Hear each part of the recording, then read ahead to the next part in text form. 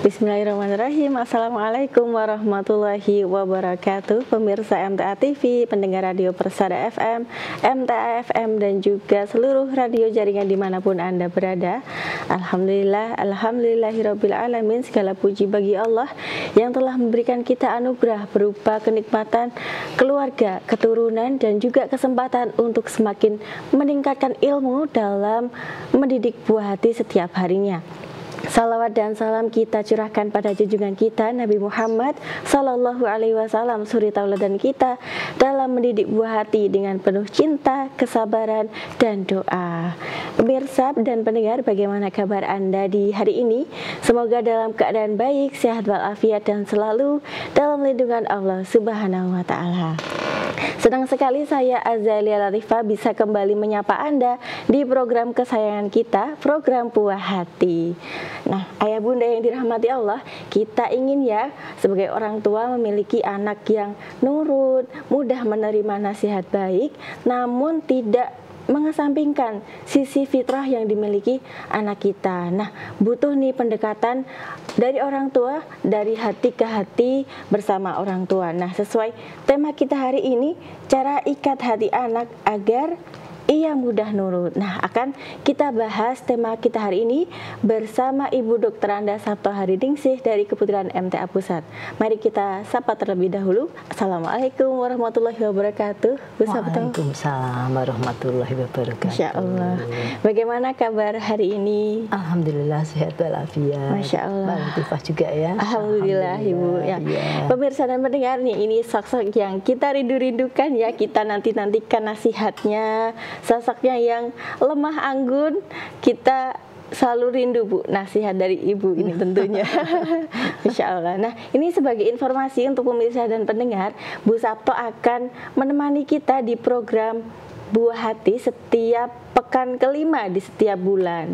Nah, maka dari itu, mari pemirsa dan pendengar kita doakan Bu Sabto agar sehat selalu, agar bisa mendampingi kita untuk belajar tentunya. Amin. Baik, Bu Sabto, hari ini kita akan membahas tema cara ikat hati anak agar ia mudah nurut. Nah, ini kan apa ya Bu ya? Anak-anak kita itu punya caranya sendiri dalam mengekspresikan perasaan maupun keinginannya. Nah, kita sebagai orang tua kan bisanya mengarahkan ya Bu ya. Betul, iya. Nah, apa namanya? Kalau dari anak-anak kan mungkin ada sedikit penolakan seperti itu karena mungkin belum paham dan sebagainya. Nah, ini bagaimana sih Bu agar anak kita bisa mendengarkan kita tapi dengan hatinya, tidak ada paksaan seperti itu. Monggo silakan mukadimahnya untuk materi hari ini. Bismillahirrahmanirrahim. Assalamualaikum warahmatullahi wabarakatuh. Alhamdulillah kita bisa bertemu lagi dengan pemirsa dan pendengar MTA TV, MTA MM, MTA FM dalam keadaan sehat walafiat, dan tentu saja kali ini kita berusaha untuk membahas mengenai mengambil hati anak. Tapi tidak lupa kita bersyukur kita pada Allah, kita telah diberikan nikmat Islam, nikmat iman, dan nikmat sehat. Begitu juga kita bersyukur, kita salawat pada junjungan kita Nabi besar Muhammad Sallallahu Alaihi Wasallam. Ya, pada pagi hari ini kita mencoba bagaimana agar anak-anak kita ini mau mendengarkan setiap perkataan kita tanpa harus rame dulu begitu nggih. Jadi bagaimana anak-anak ini kadang-kadang kita tidak perlu tegang-tegangan leher sama anak. Memang harus kita pahami bahwa anak-anak di zaman sekarang ini, mungkin di zaman Mbak Latifah masih remaja atau masih anak-anak itu berbeda dengan anak-anak di zaman sekarang ini. Begitu juga ketika Mbak Latifah anak-anak itu berbeda juga dengan ketika saya masih anak-anak ya. Jadi pada gangguan-gangguan atau hal-hal yang mempengaruhi ketaatan, kepatuhan kita kepada orang tua itu memang sekarang ini banyak sekali yang mengganggu mereka.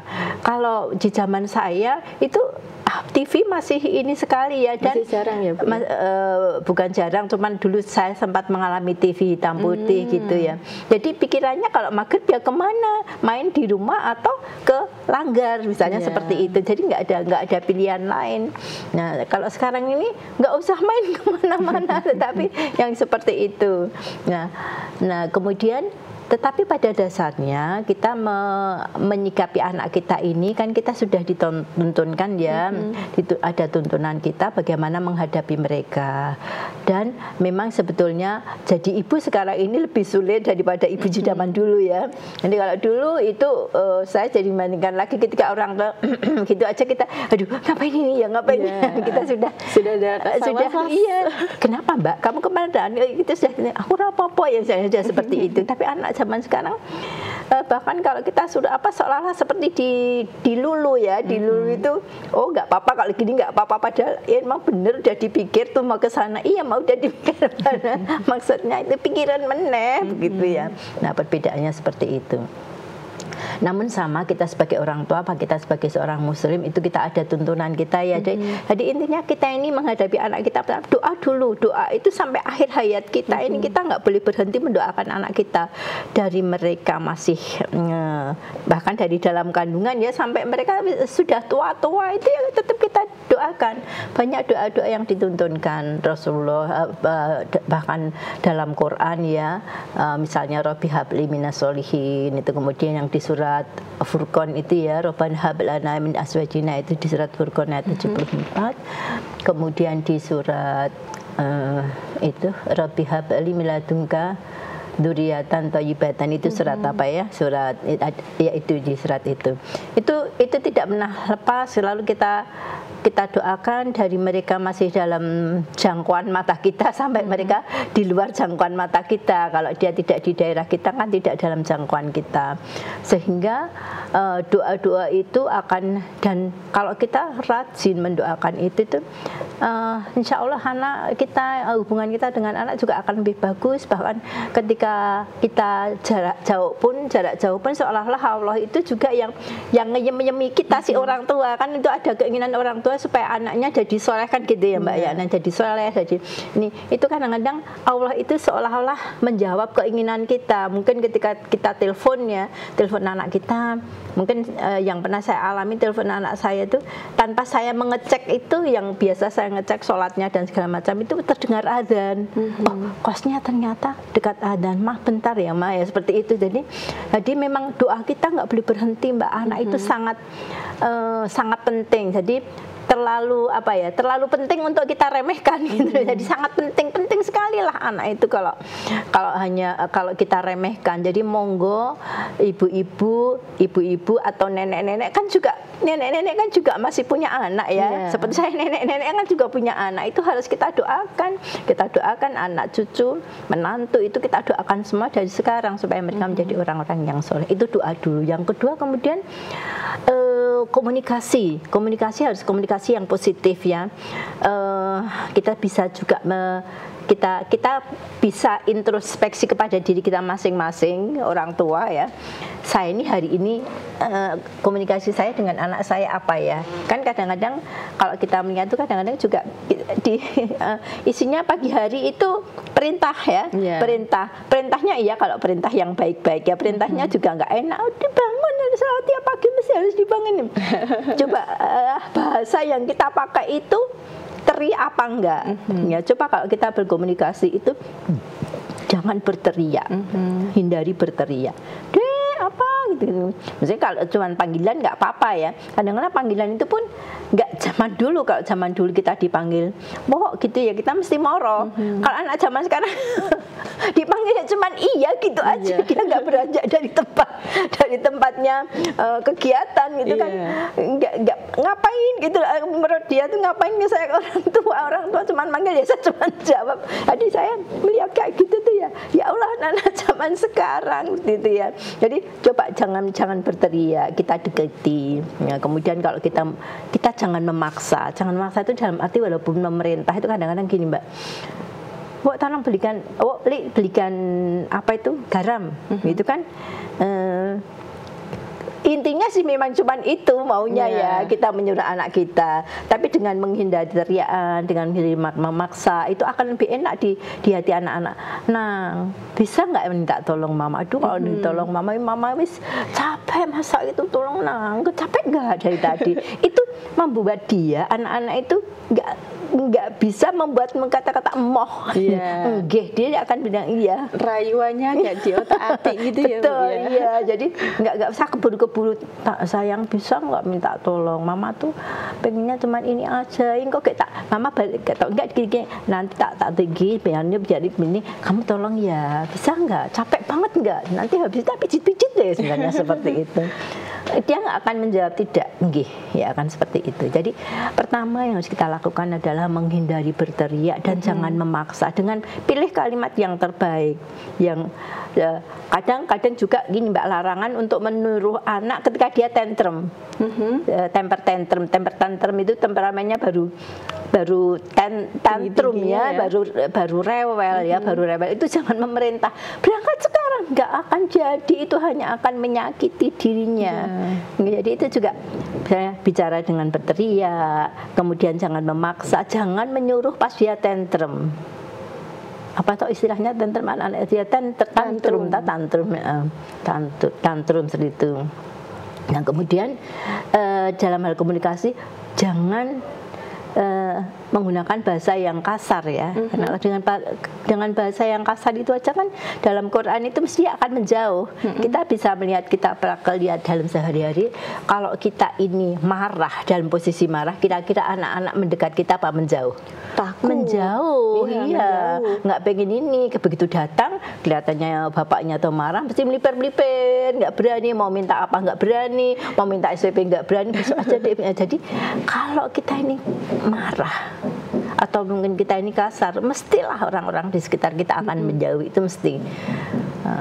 Karena memang ya biasanya yang kena apa ya, kena awanget, yang kena semprotan mereka. Nah, makanya gunakan bahasa yang baik ya, gunakan yang baik, jangan pas dia tantrum, gunakan kata-kata yang lembut. Kata-kata yang lembut itu angel aku ini, kadang-kadang kan mungkin ibu itu begitu ya, aku biasa begini. Jangan, kita harus bisa mengusahakan untuk yang lebih baik. Jadi sekarang kalau saya biasanya memakai itu dengan Khalifah Umar itu ya, kayak apa ya dia sebelum mengerti Islam ya, tetapi begitu beliau mengerti Islam, dia orang yang hatinya sangat lembut ya, sangat peka sekali terhadap kebenaran, peka sekali. Jadi mudah sekali kan beliau itu menangis. Nah, kita pun kalau itu perintahnya Allah untuk kita bersikap lemah lembut pada anak-anak kita, pada orang lain, agar mereka itu mendekat pada kita, agar mudah menyuruh, itu aja hanya tinggal sama-sama gitu. Pada dasarnya anak itu yang nggak mau mengecewakan kita. Jadi sudah, kalau kita anak perempuan itu kan paling suka sambil sama ya, laki-laki perempuan. Tapi kalau laki-laki itu paling jangan lama-lama lah, misalnya menepuk ya gitu aja. Tapi kalau perempuan itu sayang gitu masih suka agak lama-lama diseise gitu, masih suka. Kalau laki, ayo tolongin mama gitu kan. Anak laki-laki nggak perlu ini, cukup disentuh gitu, udah cukup. Nah, itu seperti itu. Kita pilih bahasa yang terbaik. Nah, untuk sebetulnya memilih bahasa yang baik itu untuk diri kita, jadi kita juga terbiasa mengucapkan hal yang baik pada orang lain. Kalau kita di rumah juga terbiasa mengucapkan hal yang baik, mau mengucapkan yang nggak baik itu nggak enak. Kalau kebiasaan di rumah itu kan kelihatan di luarnya. Makanya kalau kita membiasakan diri dengan anak-anak kita baik, itu kadang kita keluar pun juga akan jadi baik. Bahkan dengan teman kita, saya tolong toh, sayang sini cantikku, itu bahasa yang apa ya, yang enak begitu didengarkan, itu lebih enak didengarkan daripada kita dengan bahasa-bahasa yang nggak enak. Mbak minggir, aduh, Mbak katanya, Mbak bisa nggak geser sedikit, itu kan enak. Mbak Sarona atau Mbak maju, Mbak dia nggak mau maju begitu, maju atau Mbak ya Mbak tolong iso Mbak maju, Mbak ben geser, enggak Bu, enggak, mesti akan seperti itu. Jadi pilihan kata-kata yang baik kepada anak-anak. Nah, kemudian berikutnya ini mudah memberi apresiasi, Mbak. Mudah memberi apresiasi ini memang harus kita usahakan, Mbak, karena kadang-kadang memang kita nggak peka dengan kebaikan anak. Jadi menurut kita kadang-kadang ada paham, aku nggak manja begitu ya. Kalau dilem terus manja. Enggak. Kalau selama kita ini mengapresiasi apa yang dia lakukan, tidak mengada-ada, nggak masalah. Misalnya dia kita suruh apa, kemudian menyampaikan, ini ibu, ya Allah kamu anak yang amanah, disuruh ya sesuai aja dengan yang dia lakukan, tapi itu udah bentuk apresiasi. Ih, mama seneng banget ya Allah, kamu mendahulukan daripada pekerjaanmu. Itu kan semua kadang-kadang anak itu kadang kita bisiki, tak ada nih gitu, itu sesuatu yang membuat mereka terasa dihargai begitu, sesuatu yang spesial, diperlakukan spesial daripada yang tak ada nih, misalnya kan gitu ya. Kebetulan anak saya perempuan satu, jadi cuman dia gitu ya, terus dikit merasakan dia sendiri, kakaknya adiknya laki-laki, dia merasa sendiri yang dihargai dipanggil ibunya ketika dia habis pergi itu, seperti itu. Jadi walaupun di lain waktu juga ada yang lain-lain pun kita perlakukan spesial lah, kita perlakukan setiap anak itu spesial untuk kita. Tuh, jadi mudah kita beri apresiasi. Kalau perlu kita cari-cari Mbak apresiasi itu. Kan sering ada pertanyaan, bagaimana Bu supaya anak saya itu percaya diri. Nah, sebenarnya percaya diri ini kan kumpulan dari perasaan mampu. Perasaan mampu itu dibangun dari ada ucapan bahwa dia bisa. Nah, mengapresiasi itu pengakuan bahwa anaknya berhasil, anaknya sukses melakukan sesuatu. Nah, ketika dia sering kita berikan kesuksesannya, sehingga timbul pada diri si anak bahwa dia itu mampu. Akhirnya anak itu ketika dia harus keluar karena perasaan self esteem ya, istilahnya penilaian pada dirinya itu bagus, dia nggak ragu-ragu keluar. Tapi kadang-kadang anak-anak itu kalau di rumah baca Qurannya banyak, santun dan sebagainya. Kan kalau udah di luar mejen, ya nggak keluar lah. Mungkin malah dimarahin. Nah, bener kan? Dan si anak begitu sih, bener kan? Kalau aku gini mesti aku dimarahin. Atau ujung-ujungnya kalau aku dimarahin, mending dia nggak ngapa-ngapain kan gitu. Bahasa si anak yang seperti itu. Nah, makanya apresiasi itu penting sekali, walaupun itu hanya kecil. Bahkan mungkin perlu kita rekayasa. Rekayasa dalam arti rekayasanya untuk mengapresiasi, tapi bukan apresiasinya yang direkayasa. Orang nggak berprestasi dibilang berprestasi, enggak. Tapi memang kita buatkan, nah mama tolong ambilkan apa, nah tolong dipijitin. Itu kan sarana-sarana yang setelah dia sukses dia melakukan, kita bisa berikan apresiasi. Walaupun kecil kita berikan dia apresiasi seperti itu, Mbak. Nah, kemudian masih beberapa ya, diantaranya konsisten ya. Orang tua selain harus sabar juga harus konsisten dalam mendidik anak. Konsisten itu gini, Mbak.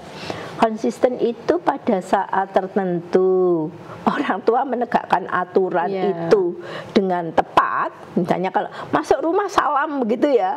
Tapi kalau dia capek atau dia baru marah sama anaknya, itu masuk rumah dibiarin aja, itu namanya nggak konsisten, inkonsisten ya. Jadi harusnya salam dulu, kalau perlu disuruh keluar dulu atau ketok pintu dulu. Itu jadi mungkin menegakkan disiplin itu keras boleh. Ya, kan kadang-kadang orang sering jangan keras-keras.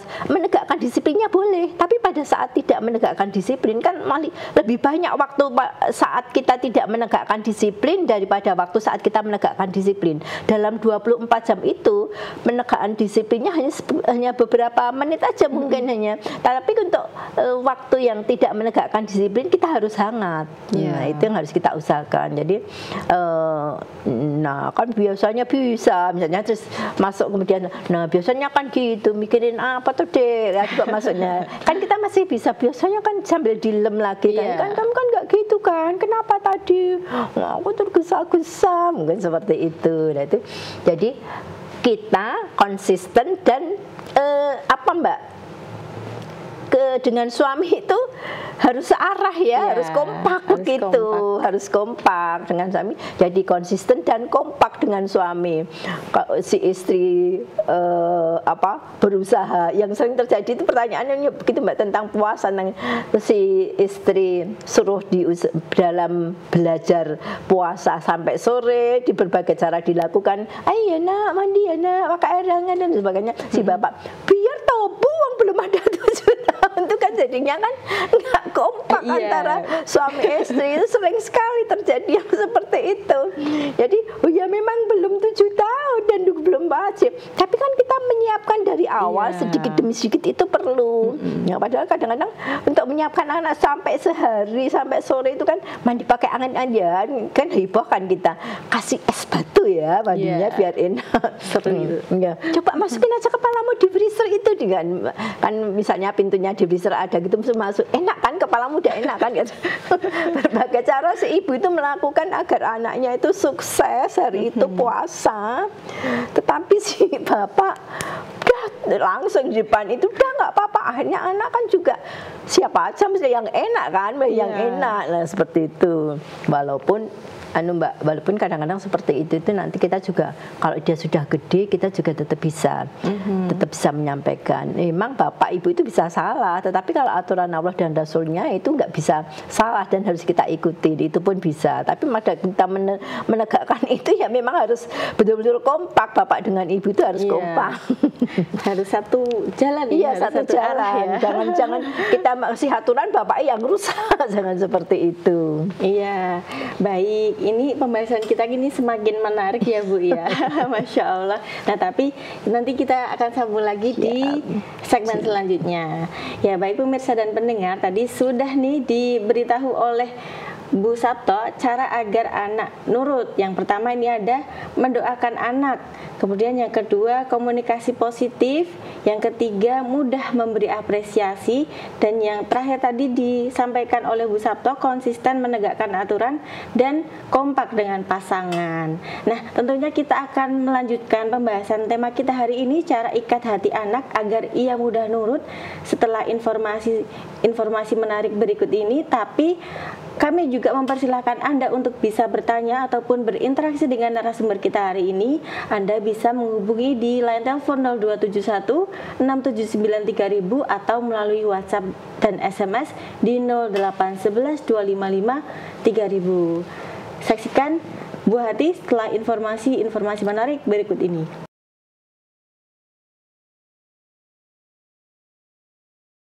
Baik, terima kasih pemirsa dan pendengar, Anda masih setia di program Buah Hati di pagi hari ini. Nah, kami mempersilahkan Anda untuk bisa bergabung ataupun bertanya dengan narasumber kita hari ini.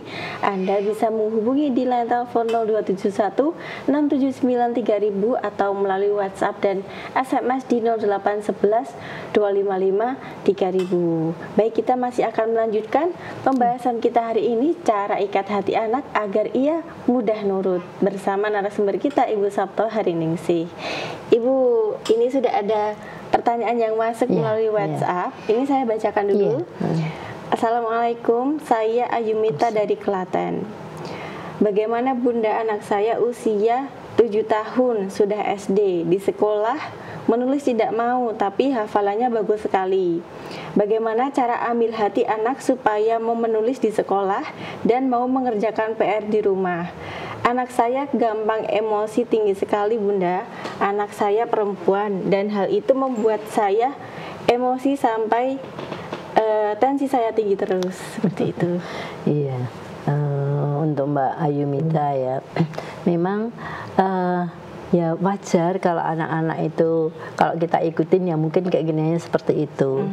Tetapi memang kita harus menyiapkan bagaimana supaya si anak ini pun juga bisa mengikuti aturan yang ada di sekolah. Itu kan mungkin yang lainnya disuruh menulis, dia nggak mau menulis. Nah, kalau untuk yang menulis ini nggak bisa kita langsung dari rumah. Nah, kita tanya ke gurunya. Jadi kita tanya ke sekolah, anak saya kok tidak mau menulis di rumah, padahal mungkin di rumah mau menulis gitu ya, atau mungkin di rumah malah tulisannya baik. Nah, kita cari barangkali ada temannya yang usil, atau barangkali gurunya yang nggak enak, atau cara bicaranya atau bagaimana. Jadi ini perlu kita kasih tahu, atau mungkin tulisannya jelek sehingga diejek temannya. Kadang-kadang memang ada masalah di sekolah yang itu dihadapi oleh anak, sehingga kita tidak bisa harus mendorong anak untuk menulis. Enggak, kita harus tahu kenapa dia nggak mau menulis. Dengan pelan-pelan. Ya memang tadi di pertanyaan selanjutnya, ibunya emosi dan sampai tensinya tinggi. Jangan ini tugas yang terus menerus. Ini tugas kita yang sampai akhir hayat kita itu kita membimbing anak-anak kita. Jadi hadapi dengan kesabaran. Ya. Oh iya, berarti saya masih belum bisa mengarahkan anak saya seperti ini. Ditanya dulu. Jadi mungkin bukan ibu ya, bukan ibu, tapi bukan Mbak Ayumitanya, tetapi di sekolahnya coba ditanya, kenapa towo kok nggak mau nulis? Kan kamu di rumah yang mau menulis. Dikiranya nanti kamu nggak, kan ada kesesamaannya. Dikira nanti nggak bisa nulis loh. Kan kadang kamu kan baik tulisannya, kan kamu bisa. Lah dia akan cerita. Kalau perlu kita tanya ke gurunya, Ibu kenapa ya, Ustazah kenapa ya kok anak saya nggak mau menulis, ada sesuatu yang menyebabkan anak saya tidak mau menulis. Nanti mungkin kemudian ditanyakan, syukur anak sudah bisa menjawab ya, sudah bisa menjawab. Ini loh Bu, misalnya, Bu, mesti aku pensilnya ini kan putus-putus terus atau bagaimana ya kan, ada pensil yang mungkin 2B tapi biar ini diberi yang 5B, itu kan memang malah cepat putus ya, seperti itu. Mungkin apanya lah, mudah-mudahan ada solusi dengan kita menanyakan pada si anak, kemudian kita tanya pada gurunya, itu ada solusi di sekolah sehingga dia mau mengerjakan. Nah kemudian kalau anak-anak itu kalau dari rumah kita hanya mensupport saja, mensupport, sayang, coba kamu ini tulisanmu bagus sekali loh. Jadi di rumah kamu bagus sekali. Mungkin kalau kamu di sekolah juga lebih bagus dari teman-temanmu. Besok coba mama tak lihat hasilmu ini ya. Nah, mungkin gurunya juga, barangkali gurunya juga ibu itu kalau sudah mau nulis, tolong diapresiasi, memang anak saya agak spesial, misalnya seperti itu. Nah, itu dari rumah ya, kita hanya support seperti itu. Kemudian tadi gimana Mbak yang lain lagi? Cuman itu aja kok ya. Iya. Ya, jadi di rumah ya, dan kalau 7 tahun itu memang sudah selesai masa kritis. Jadi anak-anak itu kan ada yang 4 tahun sama sekali nggak mau nulis, sama sekali nggak mau kenal huruf, itu ada. Jadi memang masa kritisnya dia, mungkin dia lebih suka bermain anak itu. Jadi belum masa kritis untuk membaca, mengenal huruf. Jadi nggak mau, 4 tahun belum mau. Tapi pada saat sudah mau, kemudian anak saya sendiri begitu Mbak, jadi iki bocah rong gelem mengenal huruf ya. Tapi yang kakaknya itu 2 tahun udah kenal dia dari balok-balok dari korek api itu udah bisa. Ini saya masih belum mau. Nah, akhirnya begitu saya amati masa kritisnya lewat, cepat sekali dia juga akan cepat gitu. Jadi memang ada masa-masa seperti itu. Makanya kita memang harus sabar Mbak. Insya Allah kalau anak itu dikaruniai kepandaian ya. Jadi pada saat kita mau mengamatinya, begitu dia, Mama aku dikasih tahu. Kadang-kadang anak kecil itu luar biasa, mereka itu belajar itu seperti apa ya, seperti bermain Mbak. Jadi misalnya tambah-tambahan, saya sama cucu saya itu dibikin bikinkan lagi soal itu anak kecil itu tambah-tambah ini sampai berpuluh-puluh itu dikejar seperti itu. Ini jadi itu bukan berarti ini masa pekanya dia terhadap hitungan itu sudah bagus. Kamu nggak capek toh Dek? Enggak capek, aku masih mau lagi, misalnya seperti itu. Jadi tolong diamati dia masa kritisnya dia dengan menulis itu ya. Menulis itu diamati, menghitung, diamati. Barangkali juga mungkin barangkali di sekolah itu dia lebih suka bermain. Kan mungkin halamannya lebih luas begitu ya. Temannya banyak kan, seperti itu. Tempat sekolah itu sebenarnya memang sesuatu yang menyenangkan untuk anak-anak, sehingga anak-anak itu mau sinau seperti itu. Dan biasa anak-anak itu kalau udah mengerjakan selesai, cepat-cepat selesai, kemudian keluar kelas. Itu biasa anak-anak seperti itu. Jadi kita memang harus yang mengandalkan, nanti bentar lagi ya istirahat. Tapi ya nggak apa-apa kalau diizinkan, nggak apa-apa. Asal tidak keluar dari sekolah. Nah seperti itu. Untuk Ibu Ayumita ya, Mbak Ayumita, mudah-mudahan bisa lah. Tapi saya pesankan untuk menyuruhnya tetap dengan bujukan. Ya. Jadi kalau kita pengen satu karakter yang dimiliki anak kita senang menulis, itu supaya senang menulis itu harus ada bujukan dulu. Urutan karakter kan begitu, bujuk dulu. Jangan sampai keinginan menulis dinodai ya, istilahnya dinodai dengan kemarahan, karena itu akan menjadikan traumatis dan sama sekali nggak mau menulis dengan seperti itu. Jadi bujukan setiap kali mau menulis berikutnya dibujuk lagi sampai ada action atau perilaku menulis itu berulang-ulang. Kalau sudah perilaku menulis itu berulang-ulang akan terasa lebih enteng. Anak-anak akan merasa cuma nulis gitu aja cepat nulis ini. Nah, jangan segera untuk yang memberi pelajaran itu jangan segera menginjak ke kesulitan berikutnya. Udah buat dia itu sukses dulu. Ternyata enak ya. Jadi kalau dia merasa sukses itu bukan nanti kan lama enggak, mengulang itu juga kepandaian. Jadi anak akan cenderung mengulang. Ini saya melakukan kebaikan dan orang tua saya seneng. Akhirnya dia akan minta terus ibu menulis akan seperti itu. Nah, intinya harus dengan bujukan, Bu.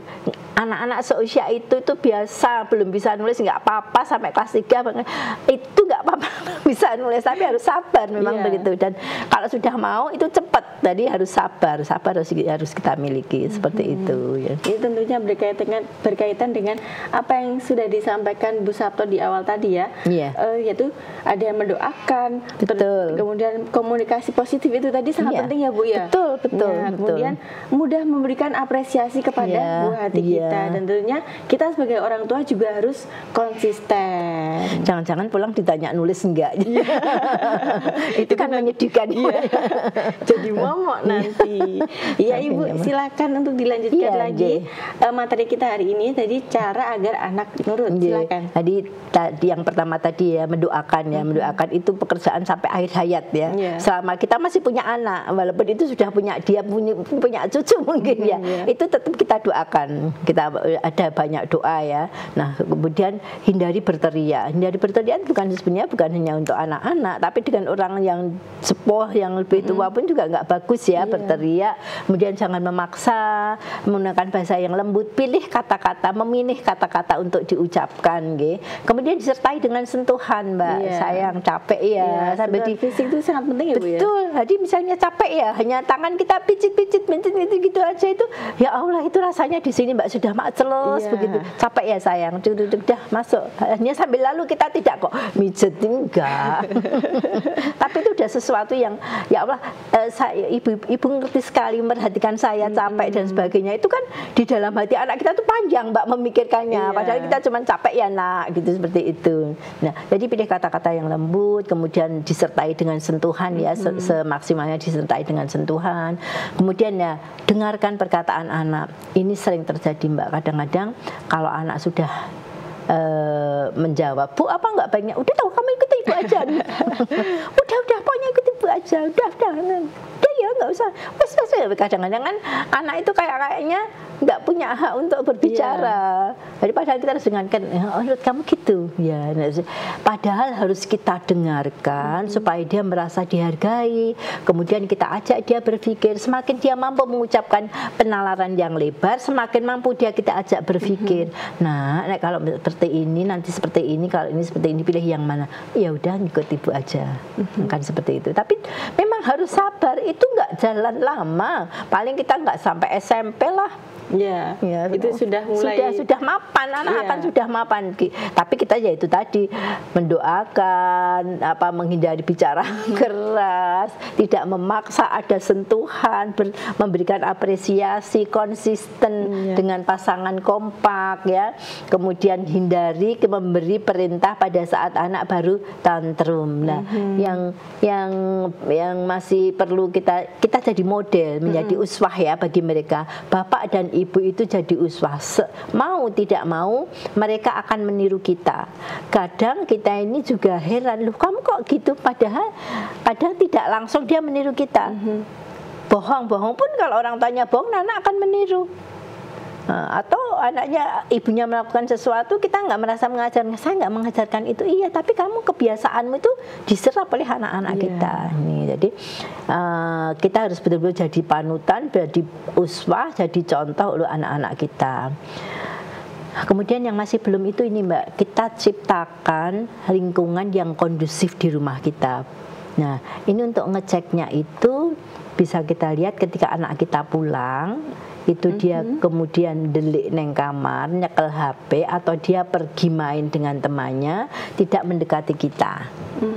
Kalau anak yang lingkungan yang kondusif itu, dia begitu sampai di rumah, dia ibu lapar, makannya apa, mungkin seperti itu. Terus dia cerita apa yang ada di sekolah tadi. Dia nggak kepingin obrol kita lari bawa sepeda ke tempat lain, enggak. Dia nggak kepingin kemudian sekarang ini masuk kamar mungkin nonton TV, main dan sebagainya, itu nggak akan seperti itu. Tapi dia rindu bertemu dengan ibunya, rindu pengen menceritakan apa yang ada di sekolah. Nah, si orang tua pun juga begitu, ditanyakan, tadi gimana? Sukses ya? Nilainya bagus ya? Dengan gimana? Kita tanyakan seperti itu. Jadi ciptakan lingkungan yang kondusif untuk anak. Ya, lingkungan yang kondusif atau lingkungan yang menyenangkan lah untuk anak. Ya. Kemudian suka memanggil nama anak. Ya, jadi dipanggil. Kadang-kadang kan kita mungkin sayang gitu ya, sayang gitu, sambil sebut namanya. Jadi Rene, jangan begitulah, panggil namanya kan, sini, jangan gitu, panggillah namanya. Kalau toh ya lebih bagus juga, Pok sini, Pok, tolong, Pok, itu juga bagus. Tapi sini, perintah tanpa nama tuh jangan. Dia sebut namanya sayang. Ya, misalnya nggak dengan nama mama, bisa nggak minta tolong, itu kan sesuatu yang membuat anak itu sudah, aku menolong orang tua saya kan seperti itu, bisa nggak mama minta tolong. Nah, untung kamu cepet datang ya, masakannya mama. Nah, itu anak-anak itu nggak mampu dia untuk berusaha tidak. Seperti kalau anak-anak meminta sesuatu dengan merengek dulu itu kan kita nggak bisa bilang enggak ya. Iya nanti dibeliin kan seperti itu. Nah, jadi memang setiap saat kita panggil anak dengan anak kita, misalnya Aisyah sayang, apa cantik, anak cantik dan sebagainya. Pengganti boleh, tapi juga pengganti yang menyenangkan. Kadang-kadang kan orang tua tuh ada orang tua yang apa ya, kok pelit ya untuk mengucapkan cantik apa gitu. Mungkin ada orang tua yang pelit, tapi kita jangan pelit yang seperti itu. Buat dia mengucapkan hal-hal yang baik, dan dia juga biasa mendengarkan ucapan yang baik dari kita.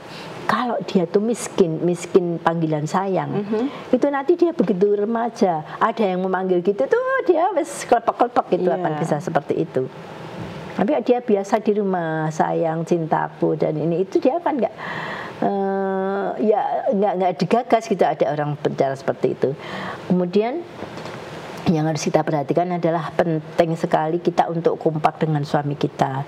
Jangan bubrah kayak aturan. Kadang-kadang datang malam, misalnya suami kerja itu datang malam, dia mungkin duduk dengan anaknya nangis, ya kita yang dimarahin, ya mungkin stop biar ya. Ini kan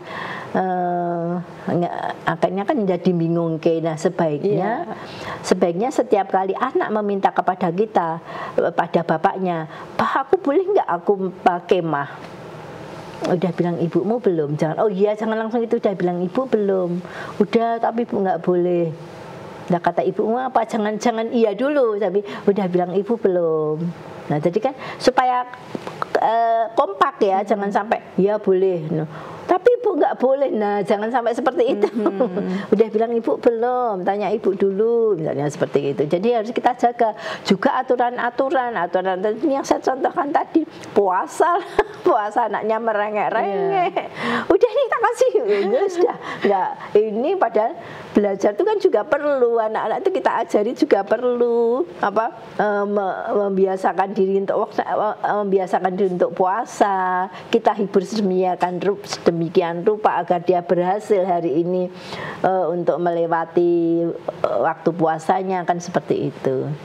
Nah, itu kira-kira yang harus kita persiapkan dengan anak-anak kita, yang garis pentingnya itu mendoakan, Mbak. Jangan sampai lupa ya.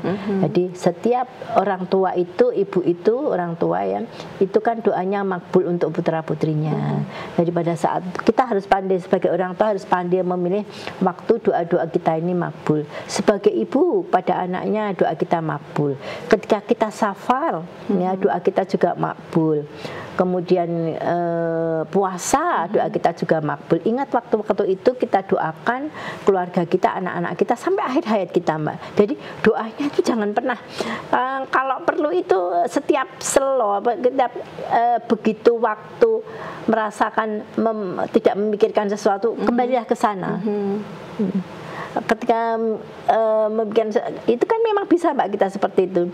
Jadi kalau misalnya kita pada waktu menghafal Quran gitu ya, kemudian wis selo gitu, ya kembalinya ke Quran lagi.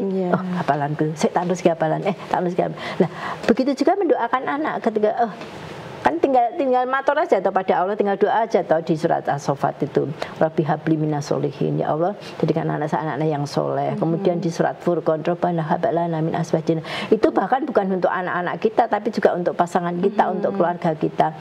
Itu jangan, itu santapan kita yang harus kita mohonkan setiap saat pada Allah. Ya mungkin dari sekian doa yang kita panjatkan tentu adalah 1, 2 bahkan sampai ratusan ribuan ya kalau kita setiap saat yang terkabulkan. Ya, kalau itu terkabulkan kan ya tentu saja yang akan menerima kebaikannya kan kita dan anak-anak kita. Jadi jangan lupa untuk selalu berdoa itu untuk anak-anak kita.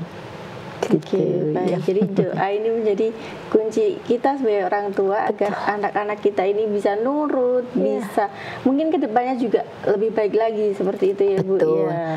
Betul. Lagian kan yang sebetulnya kan yang mengarahkan, yang yang memegang jiwa kita, yang memegang jiwa anak kita itu kan Allah. Iya. Jadi anak saya rewel atau anak dia itu memang sesuatunya mesti ada pelajaran untuk kita. Makanya kalau selalu kita doakan yang memegang hati, yang memegang memegang jiwa anak kita itu juga Allah. Untuk itu kita mohon kepada yang punya hati anak-anak kita setiap saat agar anak-anak kita selalu selamat sampai nanti kita ketemu lagi di surganya, insya Allah gitu. Baik pemirsa dan pendengar, itu tadi nasihat dari Bu Sabto ini agar anak kita bisa menurut. Apa sih yang bisa dilakukan oleh orang tua agar anaknya nurut nih? Ya, ini yang pertama tadi ada mendoakan anak tentunya seumur hidup ya. Ya, itu mendoakan anak seumur hidup. Kemudian komunikasi yang positif dengan anak, jangan membentak, jangan menyuruh anak saat tantrum seperti itu. Kemudian yang ketiga, mudah memberi apresiasi, konsisten menegakkan aturan, kemudian menghindari memerintah anak saat tantrum, menciptakan lingkungan yang kondusif nih, menjadikan rumah itu sebenar-benar rumah untuk anak. Kemudian suka memanggil anak dengan namanya, dengan nama yang yang di nama kesayangan seperti itu ya, bisa jadi. Kemudian kompak nih dengan pasangan kita untuk agar satu suara, agar anak ini juga tidak bingung seperti itu. Baik Bu Sabto, ini mungkin ada pesan-pesan yang ingin disampaikan kepada ayah bunda yang sedang menyimak, silakan. Ya, jadi memang kita orang tua itu semuanya sulit, tetapi kita selalu berharap kepada Allah bahwa anak itu titipan Allah kepada kita. Makanya kita juga, karena itu siapa yang menitipkan kepada kita itu Allah, bukan orang, bukan manusia. Makanya kita harus betul-betul menjaganya sehingga pada saat kita nanti dimintai pertanggungjawaban oleh Allah, kita siap dengan apa yang sudah kita lakukan. Tentu saja selain kita ini cinta, kita juga perlu menanamkan iman ya, menanamkan iman pada anak kita. Kita doakan, dengan kita doakan, bahkan ketika doa kita tahu, anak pun juga tahu, oh ibu itu sering mendoakan saya. Ini kan juga banyak sekali sekali membuat anak kita menjadi percaya diri, merasa disayangi, merasa ini seperti ini ya. Nah, kemudian kita selain cinta kita juga perlu ilmu, iman, ilmu. Kemudian juga kita diantaranya itu kita mencari ilmu. Kadang kalau kita hanya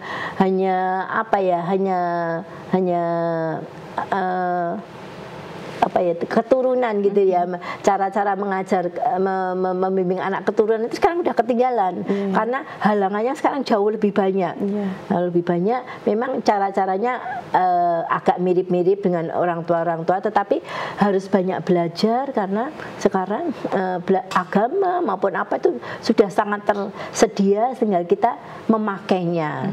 Dan mudah-mudahan anak-anak kita bisa selamat sampai nanti akhir hayatnya. Seperti itu harapan kita semuanya tentunya. Ya, Masya Allah, terima kasih Bu Sabto atas ilmu dan nasihatnya di hari ini. Semoga nanti Bu Sabto sehat selalu dan bisa membersamai ayah bunda untuk terus belajar. Amin. Terima kasih Bu Sabto. Wassalamualaikum warahmatullahi wabarakatuh. Waalaikumsalam warahmatullahi wabarakatuh. Baik pemirsa, hari ini kita sudah belajar di cara ikat hati anak agar mudah nurut. Nah, dari materi yang disampaikan oleh Bu Sabto tadi, kita bisa nih belajar bahwa membuat anak yang patuh atau nurut itu tidak cukup dengan aturan saja, tapi dengan ikatan hati yang dibangun dari cinta, kesabaran, dan juga keteladanan kita sebagai orang tua. Nah, inilah ujung perjumpaan kita di program Buah Hati pada pagi hari ini. Terus saksikan program Buah Hati setiap hari Rabu pukul 10 waktu Indonesia Barat. Saya Azalia Latifah dan kru yang bertugas mohon undur diri. Wassalamualaikum warahmatullahi wabarakatuh.